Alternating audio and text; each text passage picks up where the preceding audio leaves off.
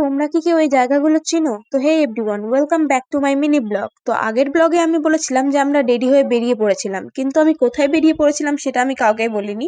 তো আমরা আসলে আজকে যাচ্ছিলাম শিবগাদি। হ্যাঁ, এটা আমার প্রথমবার, আমি কোনোবারই যাইনি।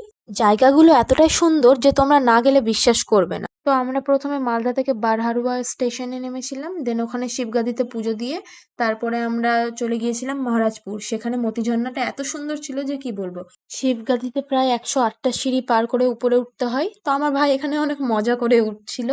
দেন তারপরে পাহাড়ের নিচ দিয়ে গুহার ভেতর দিয়ে ভোলে বাবার মন্দিরে আমরা পুজো দিলাম। এতটাই ভিড় ছিল যে দাঁড়ানোর জায়গাটাও ছিল না।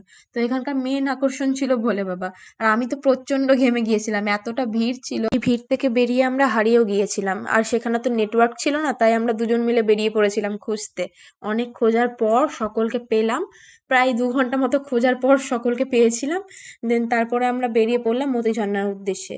তো আমরা আবার স্টেশনে গিয়েছিলাম, দেন সেখান থেকে আবার মহারাজের ট্রেন ধরেছিলাম। স্টেশন থেকে অটোতে করে আমরা পৌঁছে গিয়েছিলাম মতিঝর্ণা। দেন সেখানে এতটাই সুন্দর ছিল আর এত জোরেই ঝর্ণার জলটা পড়ছিল, সকলে তো স্নান করছিল। আমাদের বিকেল হয়ে গিয়েছিল বলে আমরা স্নান করিনি। এখানেও পাহাড়ের নিচে ভোলে বাবার দর্শন করে আমরা বেরিয়ে পড়েছিলাম। সকলে প্রায় ক্লান্ত হয়ে পড়েছিল, তাই স্টেশনে বসে পড়েছিল, আর আমাদের ট্রেনটাও একটু লেট ছিল। ট্রেন আসার পর আমরা সকলে উঠে পড়লাম। আজকের মতো এখানেই শেষ, আবার দেখা হচ্ছে নেক্সট ব্লগে।